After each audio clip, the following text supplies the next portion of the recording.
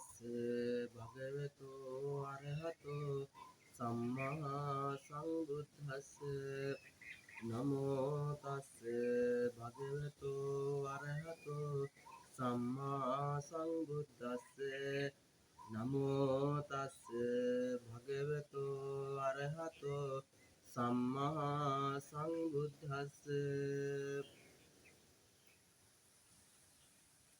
සදා බුදු සම්පන්න ගුණගරුක වාසනාවන්ත පින්වත්නි අප මහා බෝසතාණන් වහන්සේ විසින් අපිට දේශනා කරන්නට දෙන්නා වූ මේ සද්ධර්ම රත්නාවලියෙන් ජාතක කතා පොත් වහන්සේ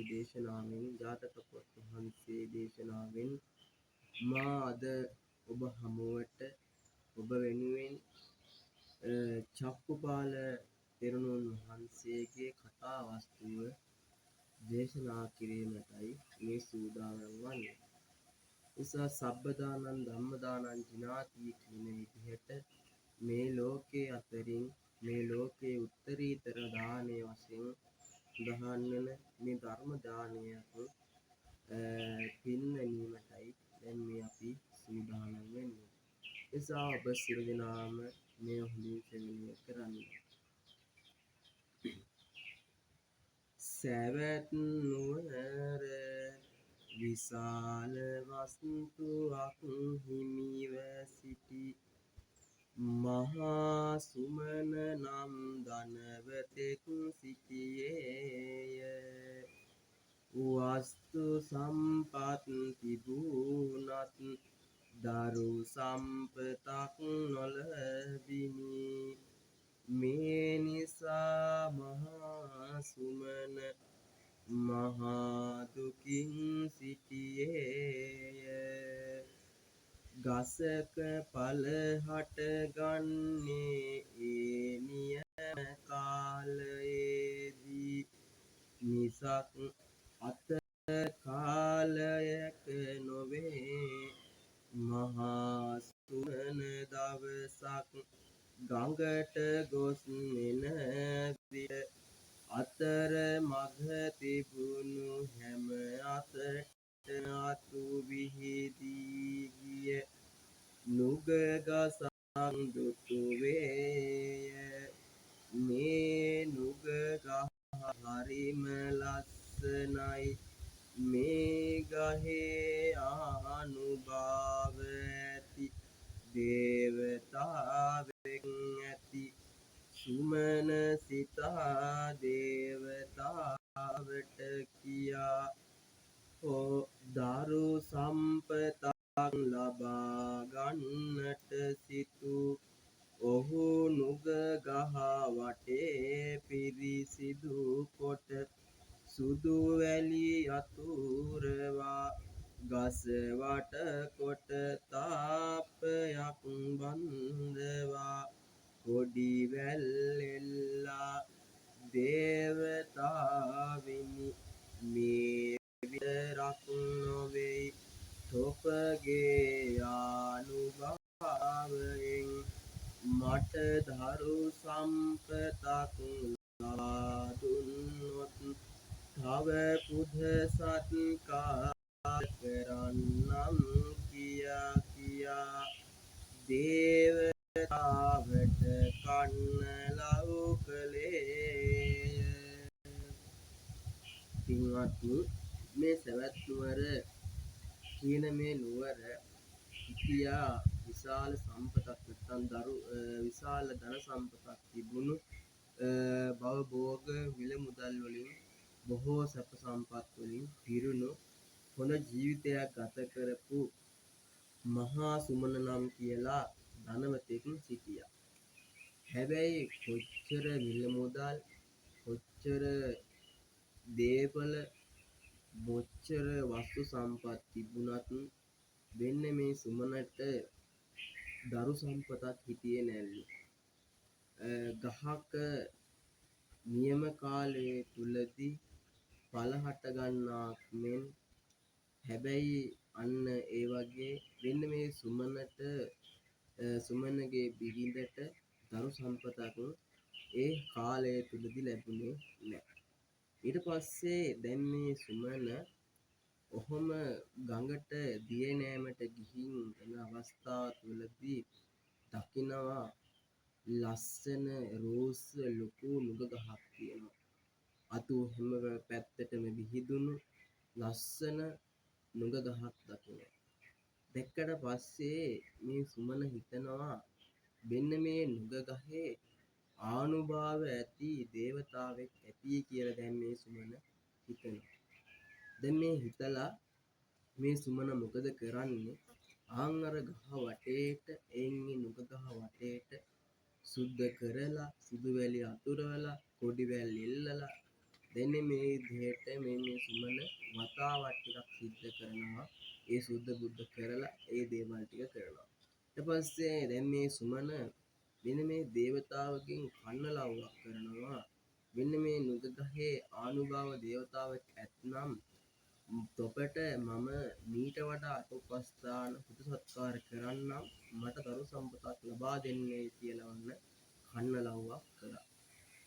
ඊට පසුව ටික කාලෙකින් මහා සුමනගේ බිරිඳට පුතෙක් ලැබුණි. රුක් දේවියාට ආරක්ෂාව සලසා දීමෙන් ලැබුණු නිසා පාලිතයයි පුතාට නම තැබිනි. කලින් පල නොගන් තිබුණු ගසක පිට පිටම පල ලබා දෙන්නක් මෙන් සුමනගේ බිරිඳට තවත් පුතෙක් ලැබුණි. ඒ පුතාට චූල පාලිතයයි නම තබා වැඩි මහලු පුතාට මහා පාලිතයි කියන්නට පටන් මේ දරුවන් දෙදෙනා වැඩි වියට පත් වූහ. සුදුසු තැන්වලින් ඔවුන්ට බිරින්දෑවරු සරණ පාදී වෙන වෙනම පදිංචි කරවිය. ඔන්න පින්වත්නි ඊට පස්සේ පල හටගත් නැතුව තිබ්බ ගහක පිට පිටම පල හට ගන්නවා. සුමනගේ බිරිඳට දැන් ඔන්න දරු සම්පතක් ලැබුණා. දැන් දරුසක් ලැබුණාට පස්සේ දැන් මේ සුමන මේ රුක් දේවතාවගෙන් කණ්ඩාවක් කරලා මේ දරු සම්පතක් ලැබුණා කියලා හිතපු නිසා හිතලා ඒ ලැබිච්ච පළවෙනි පුතාට නැත්නම් ඒ ලැබුණු දරුවට නම තියෙනවා පාලිත කියලා ඔන්න නමක් තියෙනවා. අන්න එකපාරටම අර ගහක පල හට ගන්න නැතුව තිබ්බ ගහක එක දිගට පල හට ගන්නාක් වෙන් මහා සුමනගේ බිරිඳට තව දරුවෙක් ලැබුණා. ඔන්න ලැබුණාට පස්සේ දැන් එයාට නම තියෙනවා චූල පාලිත කියලා නම තියෙනවා. දැන් නම තියලා දැන් ඔන්නම කාලේ ගත වෙමින් යනවා. ඔබ කාලය ගත වෙමින් යනකොට දැන් වයස් සීමාව නැත්නම් විවාහ දිවියට පත් කාලේ හරි. ඔන්නම කාලේ හරි කියලා හිතලා හොඳ වලින් මේ සුමනට මහා සුමනටයි චූලපාලිතටයි දෙන්නටම ඔන්න විවාහ දිවියන් නැත්නම් විවාහ දිවියට පත් කරලා දෙනවා. ඒක වෙනම පදිංචියට අපි පදිංචි කරවනවා කියලා ඔන්න කියනවා. ඊට පස්සේ සැවැත් නුවර වැසියෝ උදේ වරුවේ දන් පින්කට හස් වරුවේ මල් සුවඳ ගිලම් බස ආදිය අරගෙන බුදුහාමුදුරුවන්ගෙන් බණ අසන්නට යති. එක දවසක් මහා පාලිත කුමාරයා මේ බුදුහාමුදුරුවන් දකින්නට යන උපාසක පිරිස දුටුවේය. මගුලකට යනවා වගේ මේ සැරසිලා කොහෙද යන්නේ මහා පාලිත ඔවුන්ගෙන් විමසුවේය. අපි බුදුහාමුදුරුවන් වහන්සේගෙන් බණ අහන්නට යනවා ඔවුන් කීහ. එහෙමනම් මමත් තොපත් සමග එනවායි කියා මහා පාලිතද විහාරයට ගියේය. බණ අසන පිරිස කෙළවරම වාඩි වූයේය. ඔන්න පින්වත්නි, ඊට පස්සේ මේ සවැත් නුවර වැසියෝ උදේ හවස ලෞතර බුදුරජාණන් වහන්සේගෙන් බණ අහන්නට සවැත් නුවරට උතන් දෙවුරන් හෙරට වඩිනවා යනවා. දකිනවා දැන් මේ මහා පාලිත දකිනවා. දැක්කට පස්සේ දැන් මේ පාලිතට හිතනවා ඊට පස්සේ මේ පාලිත අහනවා අර උපාසකවරුන්ගෙන් නැත්නම් ඒ ගියපු පිරිසකින් අහනවා ඔබලා මේ කොහෙද මගුලකට වගේ යන්න සැරසිලා මේ යන්නේ කියලා. ඊට පස්සෙ කියනවා අපි මේ යනවා බුදුහාමුදුරන් වහන්සේගෙන් බණ අහන්නට යනවා කියලා දැන් ඔන්න මහා පාලිතට කියනවා. කිව්වට පස්සේ එහෙමනම් මමත් ඔබත් සමග බණ අහන්නට යන්න එනවා කියලා දැන් ඔන්න පාලිතත් මොකද කරන්නේ නැහැත් වෙලා දැන් ඔන්න අර පිරිසත් එක්කම යනවා. ගිහිල්ලා ඒ පිරිසගේ ධර්ම ශාලාවේ කෙළවරින්ම ගිහිල්ලා වාඩි වෙලා දැන් ඔන්න වාඩි වෙනවා. ඊට පස්සේ පින්වත්නි බුදුහාමුදුරුවන් වහන්සේ බණ දේශනා කොට වදාරන්නේ බණ අහන පිරිස එක කෙනෙකුගේ හිත් දැනගෙන ඔවුන් නිවන් දකින්නට හේතු සම්පත් තිබේදැයි විමසා බලා වදාළ පසුය. මහා පාලිත එවැනි හේතු සම්පත් තිබෙන බව උන්වහන්සේට පෙනීනි. ඒ නිසා බුදුහාමුදුරුවන් වහන්සේ දාන කතා සීල කතා ආදී පිළිවෙලින් පිරිසට බණ දේශනා කොට වදාළසේක.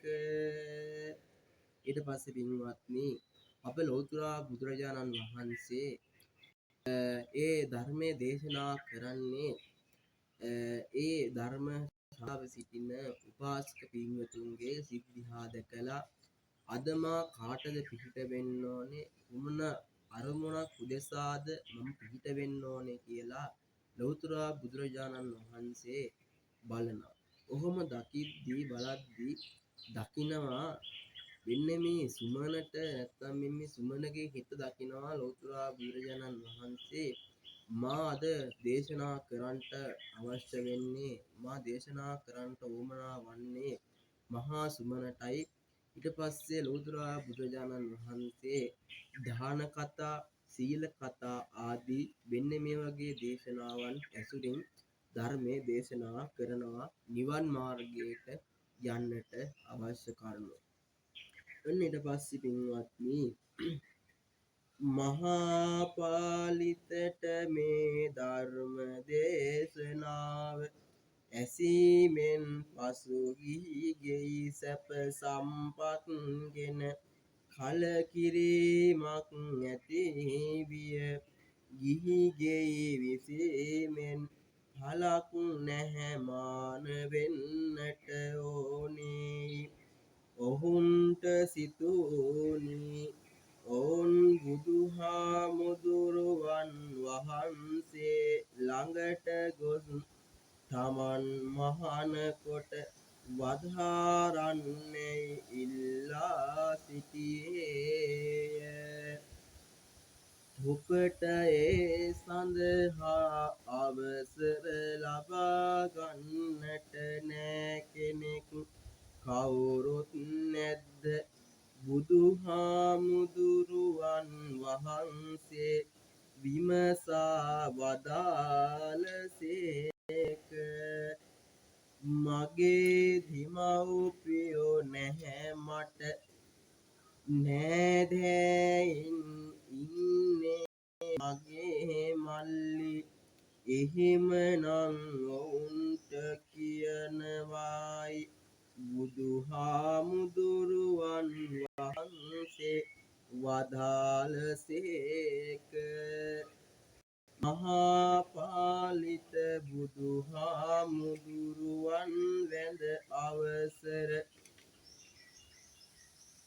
ලබාගෙන ගෙදර ගිහින් බාල සොහොයුරාට කතා කොට මල්ලී මේ ගෙයි තියෙන සියලු වස්තු දේපොළ තොපට බාර කරනවා තොපම ඒ සියල්ල ප්‍රයෝජන විඳින්නයි කියා ඇයි තොප ඒ දැන් දෙන්නාද හදන්නේ බාල සොහොයුරා ඇසීය මම බුදු සසුනේ මහාන වෙන්නට අදහස් කොට මහාන වෙන අයට උවමනා වන්නේ තුන් සිවුරයි පාත්‍රයයි පමණයි ගිහි සම්පත් ප්‍රයෝජන නැහැ මහාපාලිත කීවේය. අයියේ මොනවාද මේ කියන්නේ දෙමව්පියන් නැතත් තොප වැඩිමහල් සොහොයුරා නිසා මට දෙමව්පියන්වයි අපි දෙදෙනා එකතු වෙලා මේ වස්තුවෙන් ප්‍රයෝජන ලබා ගන්නට අකමැති නම් බෙදා ගන්න පුළුවන් බාල සොහොයුරා මහාපාලිතට කීවේය. පින්වත්නි ඊට පසුව දැන් මේ මහාපාලිත ලෞතර බුදුරජාණන් වහන්සේගෙන් ධර්මයේ ශ්‍රවණය කරාට පස්සේ මෙහි පාලිතට හිතෙනවා මම තවත් මේ ගිහි සම්පත් විඳින්මින් ඉඳලා වැඩක් නැහැ මමත් මේ බුද්ධ ශාසනය තුල පැවිදි භාවයට පත් වෙන්නට ඕමනයි කියලා හිතලා ලෞතර බුදුරජාණන් වහන්සේගෙන් දැන් ඔන්න අවසර ලබා ගන්නට යනවා. ඒ ගියපු අවස්ථාව තුලදී පින්වත්නි අපේ ලෞතර බුදුරජාණන් වහන්සේ කවදාවත් තමන්ගේ ආශාවට තමන්ගේ කැමැත්තට පමණක් මේ සම්බුදු ශාසනය තුල පැවිදි භාවයට පත් කරගන්නේ නැහැ. ඒකට හේතුවක් තමයි පින්වත්නි අපි දන්නවා ඒ ලෞතර බුදුරජාණන් වහන්සේගේ පියා වුණ සුද්ධෝදන රජතුමාගේ එක ඉල්ලීමක් තමයි පින්වත්නි අන්න ඒ එකම ඉල්ලීමක් තමයි මොකද්ද මෙන්න මේ විදිහට සම්බුදු ශාසනය තුලදී තමාගේ දෙමව්පියන්ගෙන් නෑදෑයින්ගෙන් සහෝදරයන්ගෙන් අවසරයක් නැතුව පැවිදි භාවයට පත් කිරීමට එපා කියලා ලෞතුරා නැත්නම් සුද්ධෝදන රජතුමා ඒ ලෞතර බුදුරජාණන් වහන්සේට ඉල්ලීමක් කරනවා. එන්නේ ඉල්ලීම හරිය තමයි පින්වත්නි දෙන්න මේ සම්බුදු ශාසනය තුලදී පැවිදි භාවයට පත් කරන්නට සූදානම් වෙන සියලු දෙනාටම වෙන්න මේ අවසරය ලබාගෙන තමයි පැවිදි භාවයට පත් වෙන්න පුළුවන්. අන්නේ කාරණාවත් එක්ක දැන් මේ අවස්ථාවේදී මෙන්න මේ ලෞතර බුදුරජාණන් වහන්සේ මහා පාලිකටත් එන්නේ එල්ලීම සිද්ධ කරන්නට කියනවා. ඊට පස්සේ මහා පාලිත කියනවා ස්වාමීනි භාග්‍යතුන් වහන්සේ මට දෙමව්පියෝ නැත. මට නෑදෑයන්ට කියලා ඉන්නේ මාගේ මල්ලි පමණයි.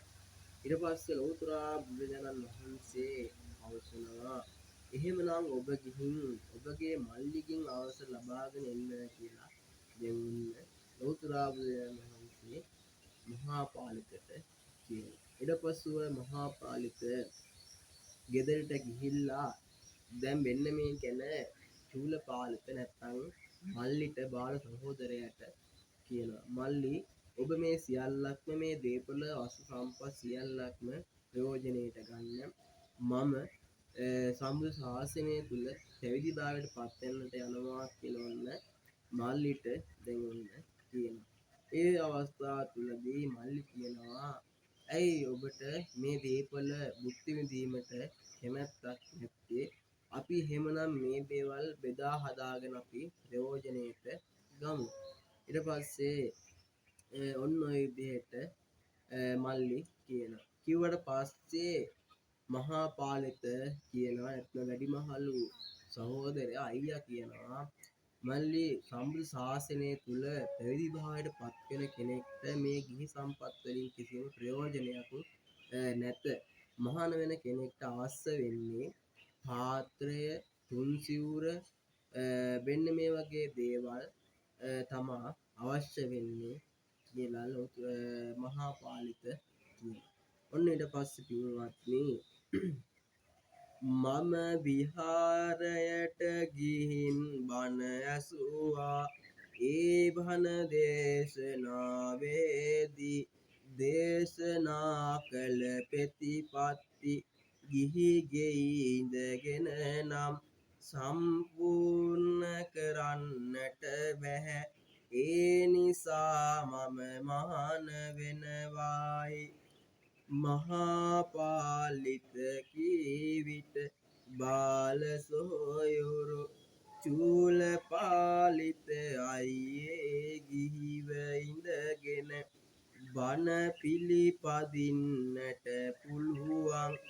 හරුණ කාලයේ ගිහි සැප විඳලා මහලු කාලයේ මහාන වෙන්න පුළුවන් නේදයි ඇසීය.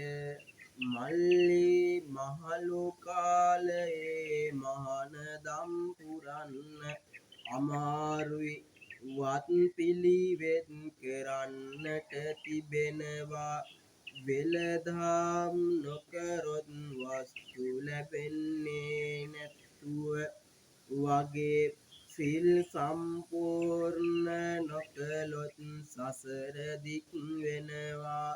පිඬු සිඟාගෙන යන්නටවත් බැරි මහලු අවස්ථාවේ මහාන වෙන්නට වඩා දැන් මහාන වීම සුදුසු මේසේ කියා මහා පාලිත මහාන වී උපසම්පදා ලබාගෙන ආචාර්ය උපාධ්‍යයන් වහන්සේලා ළඟ අවුරුදු 5ක් ගත කොට 6 වෙනි අවුරුද්දේදී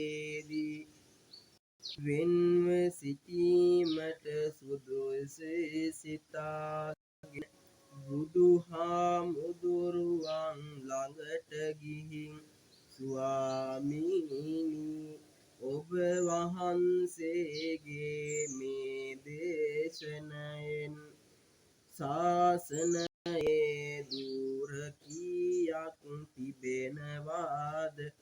ගන්ත දුර විදර්ශනා දුර්ය යනු දුර දෙකකි. බුදුහාමුදුරුවන් වහන්සේ වදාළසේක. ස්වාමීනි මහණ වුණ අලුත නිසා ග්‍රන්ථ දූර විදර්ශනා දූර මොනවාදැයි දන්නේ නැහැ. මහා පාලිත හිමියෝ කියා සිටීහ. ග්‍රන්ථ දූර කියන්නේ ත්‍රිපිටක බුද්ධ වචනයෙන් ඉගෙනීමයි. විදර්ශනා දූර්ය නම් සීලයෙන් පිරිපුන් වී සිත පිරිසිදු කරගෙන නුවණින් බැලීමයි. බුදුහාමුදුරුවන් වහන්සේ පැහැදිලි කොට වදාළ. ඊට පස්සේ පින්වත්නි මහා පාලිත ලෝතර බුදුරජාණන් වහන්සේ ළඟට ගිහිල්ලා පැවිදි භාවයට පත් වෙන්නට සූදානම් වෙනවා. මේ සූදානම් වෙද්දී මේ බාල සහෝදරයා අහනවා අයියේ අපිට මේ බණ ආදී දේවල් නැත්නම් මේ ධර්ම දේශනාවන් අපිට මේ ගිහිව ඉඳගෙන පිළිපදින්න පුළුවන් නේද කියලා දැන් ඔන්න අහන. ඊට පස්සුව කියනවා අපිට ගිහිව ඉඳගෙන මේ දේවල් කරන්නට අපහසුයි. වෙනදාම් කරන කෙනෙක් වෙනදාම් කරලා ඒ වාසු සම්පත් ලබා ගන්නවා වගේ වෙන්න මේ සම්බුදු ශාසනය තුලදී ඒ වත්පිළිවෙත් ටික කරලා ඒ සියල්ලක්ම සිද්ධ කරගත්තොත් තමා මේ සසර කෙටි වෙන්නේ කියලා අන්න කිව්වා. ඊට පස්සේ කියනවා එහෙමනම් ගිහිව ඉඳලා නැත්නම් මේ තරුණ කාලයේ තුලදී මේ තරුණ කාලයේ සැප සම්පත් ඉඳලා මහලු කාලේ ගිහිල්ලා පැවිදි භාවයට පත් වෙන්න පුළුවන් නේද? ඊට පස්සෙ කියනවා මේ මහලු කාලයේ තුලදී පැවිදි භාවයට පත් වුණොත් එහෙම ඒ තියෙන වත්පිළිවෙත් ටික ඒ වගේම ඒ පිඬුසිඟා වැඩිම වෙන්නේ මේ වගේ දේවල් සිද්ධ කර ගැනීමට අපහසු වෙනවා. ඊට පස්සේ දැන් මෙන්න මේ විදිහට මල්ලිට වෙන්න මේ ගැන පැහැදිලි කරලා ඔන්න මහා පාලිත ගිහිල්ලා දැන් ඔන්න පැවිදි භාවයට පත් වෙනවා. පැවිදි භාවයට පත් වෙලා උපසම්පදාව ආදී වෙන්න මේ දේවල් සිද්ධ කරගෙන ලබාගෙන දැන් අවුරුදු 5ක් ආචාර්ය වහන්සේලා ළඟ දැන් ඔන්න වත් පිළිවෙත් ටික කරගෙන දැන් ඔන්න වැඩ වාසය කරනවා. ඔන්නෝම වත් පිළිවෙත් ටික කරගෙන අවුරුදු 5ක් ගත වෙනකොට දැන් මේ මහා පාලිත හිමියන්ට හිතෙනවා මම දැන් තනිව වාසය කරන්නට අවශ්‍යයි කියලා හිතාගෙන ලෝතර බුදුරජාණන් වහන්සේ ළඟට ගිහිල්ලා වෙන්න මේ ගැන භාග්‍යවතුන් වහන්සේ මට තනිව ගත කරන්නට අවශ්‍යයි. ඒ නිසා මේ බුදු ශාසනය තුලදී පූර්ණය කරන්නට අවශ්‍ය මොනවාදයි කියලා දැන් ඔන්න මහා පාලිත හාමුදුරුවෝ නැත්නම් පාලිත හිමියෝ අහනවා. ඊට පස්සේ ලෝතර බුදුරජාණන් වහන්සේ දේශනා කරනවා මේ සම්බුදු ශාසනය තුල ධූර දෙකක් තියෙනවා කියනවා. එකක් තමයි විදර්ශනා ධූරය, අනිත් එක තමයි ගන්ධ ධූරය කියලා ඔන්න ලෝතර බුදුරජාණන් වහන්සේ මහා පාලිත හාමුදුරුවන්ට වෙන්න මේ විදිහට පැහැදිලි කරනවා. පැහැදිලි කරාට පස්සේ දැන් මේ මහා පාලිත හාමුදුරුවෝ ලෝතර බුදුරජාණන් වහන්සේට පවසනවා ස්වාමීනි මම මේ සම්බුදු ශාසනයට ඇතුල් වෙලා පැවිදි භාවයට පත් වෙලා ඊටමත් ටික කාලයක් නිසා මට මේ දේවල් පැහැදිලි මදි.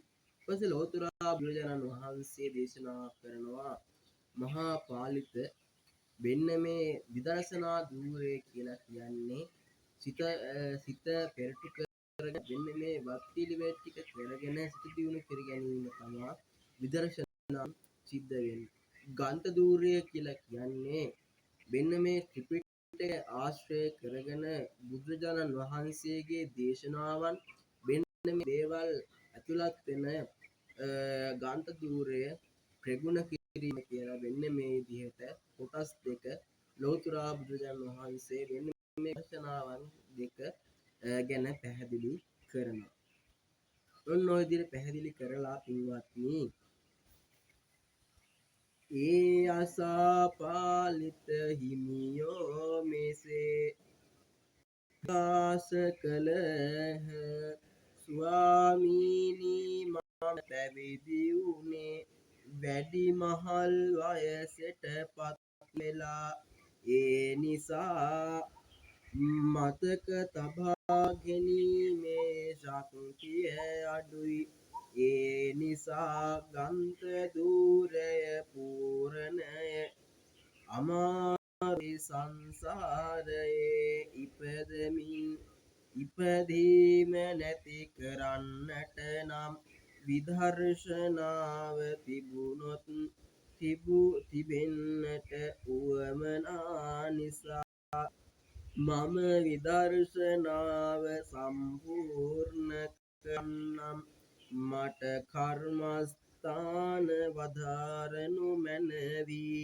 බුදුහාමුදුරුවන් වහන්සේ කර්මස්ථාන උගන්වා වදාළසේක.